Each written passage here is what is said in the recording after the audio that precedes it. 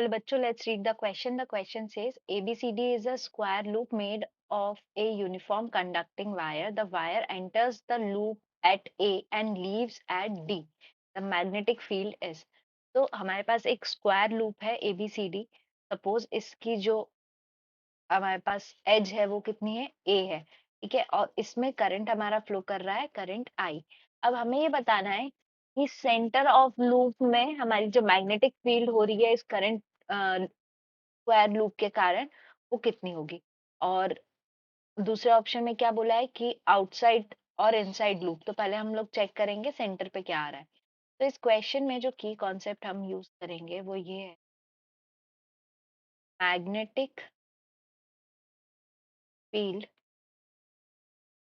Due to a straight conductor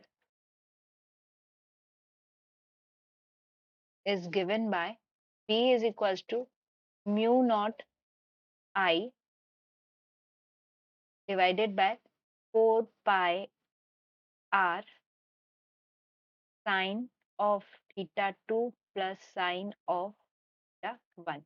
suppose ये एक हमारे पास कंडक्टर है जिसमें आई करंट फ्लो कर रहा है, उसका परपेंडिकुलर डिस्टेंस है पॉइंट P से R.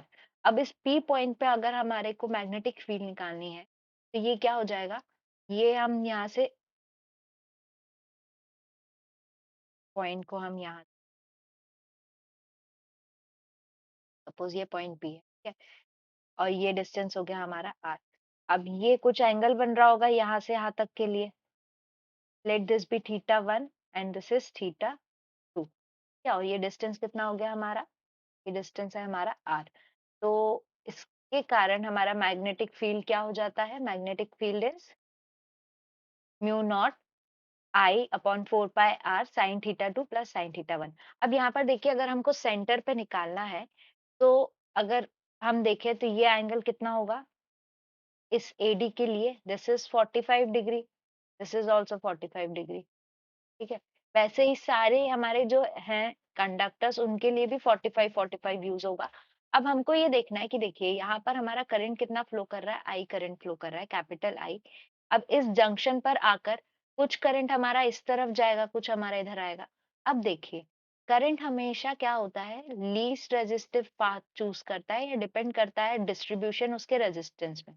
अब यहाँ पर अगर हमारे पास 3 कंडक्टर है तो रेजिस्टेंस भी कितना होगा, 3R होगा। यहाँ पर सिंगल रेजिस्टेंस है तो यहाँ पे रेजिस्टेंस कितना होगा, R होगा। यानी करंट का जो डिस्ट्रीब्यूशन है वो क्या हो जाएगा, 1:3 के रेशियो में होगा, लेकिन यहाँ पर 3 टाइम्स ट्रेवल करेगा, यहाँ पे 3 टाइम्स आएगा और यहाँ पे इसका 1 रहेगा 1:3 के रेशियो में। तो अगर हम डिस्ट्रीब्यूट करते हैं तो हमारा करंट कैसा होगा, यहाँ पर करंट I/4 ट्रेवल करेगा और यहाँ पे 3I/4, ठीक है, ताकि टोटल करंट हमारा वापस कितना आ जाए, I आ जाए। तो current is distributed at junction A in ratio 1:3, where I/4 flows along ABCD, whereas 3I/4 flows in AD. अब हमको करंट मिल गया, अब हम एक एक कंडक्टर का मैग्नेटिक फील्ड निकालेंगे। तो अब देखिए मैग्नेटिक फील्ड इन AD, ठीक है, AD में हमारा करंट कितना था, 3I/4 है ना, तो ये क्या हो जाएगा, mu not 3I/4 divided by 4 पाई।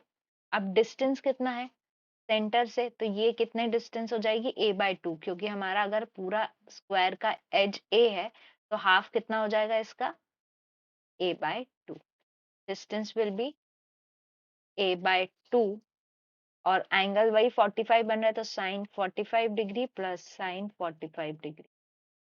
इसको सॉल्व करेंगे तो इसकी वैल्यू आएगी mu naught 3I divided by 4√2 by A। अब डायरेक्शन भी देख लेते हैं, तो AD में हमारा डायरेक्शन किस तरफ है, राइट हैंड साइड तरफ है, ठीक है। तो कर्ल ऑफ फिंगर हमारा, अगर हम राइट हैंड थंब रूल लगाते हैं तो कर्ल ऑफ फिंगर किस तरफ आएगा? Curl of finger out of the page आ रहा है। आउट ऑफ द पेज अगर है तो उसको हम किससे रिप्रेजेंट करेंगे? पॉजिटिव के कैप से। ठीक है, अब यहाँ पर बीसी के कारण, ठीक है, magnetic field due to conductor BC, ये क्या हो जाएगा हमारा? म्यू नॉट, करंट क्या था? I/4 divided bye 4 pi A/2, distance सब में A/2 ही रहेगा, and angle will be also same 45 plus sine 45 degrees. ठीक है, तो ये क्या आ जाएगा हमारा? Mu naught I divided by 4√2 pi A। अब इसमें डायरेक्शन देख लीजिए, बीसी में करंट कैसा फ्लो कर रहा है? वही अगेन राइट हैंड साइड में फ्लो कर रहा है, लेकिन मैग्नेटिक फील्ड कैसी होगी फिर? कर्ल ऐसे अंदर की तरफ है। ठीक है, तो ये क्या होगा? सेंटर के रिस्पेक्ट से अगर हम देखें तो इनटू द पेज हो जाएगा, तो इनटू द पेज यानी कि माइनस के कैप। ठीक है, सिमिलरली अब हम अगर निकालते हैं ए बी के कारण, ये आ जाएगा mu naught I/4 divided by 4A/2 sine 45 degree plus sine 45 degree. ये अगेन हमारा आ जाएगा mu naught I divided by 4√2 pi A, और इसका भी डायरेक्शन हमारा कैसा रहेगा? माइनस के बार। हम डायरेक्शन किससे निकाल रहे हैं? Direction of magnetic field, magnetic field is measured using right hand rule। अब नेक्स्ट अगर हम निकालते हैं magnetic field due to CD conductor, ये क्या हो जाएगा? Mu naught I/4 again 4 pi A/2 sine 45 degree plus sine 45 degree. तो ये क्या आ जाएगा वापस से? Mu naught I divided by 4√2 pi A। अब यहाँ पर भी डायरेक्शन क्या रहेगा? माइनस के बार। इन सबको अगर हम ऐड कर देंगे तो हमको टोटल मिल जाएगा। ठीक है, तो बी टोटल क्या आ जाएगा? AD plus BC plus AC and AC नहीं होगा, AB होगा। AB plus magnetic field due to CD। अब इन सब की वैल्यूज अगर आप पुट करोगे तो देखो, ये फर्स्ट वाला जो है 3 टाइम्स है बाकी तीनों के, और इनका डायरेक्शन ऑपोजिट है, तो ऐड करने पे ये क्या हो जाएगा? 0 हो जाएगा। ठीक है, तो हमारी जो total magnetic field, total magnetic field at centre is 0। तो हमारा करेक्ट ऑप्शन क्या हो गया? Correct option is option A। तो answer is option A। I hope you understood the question well. Best of luck.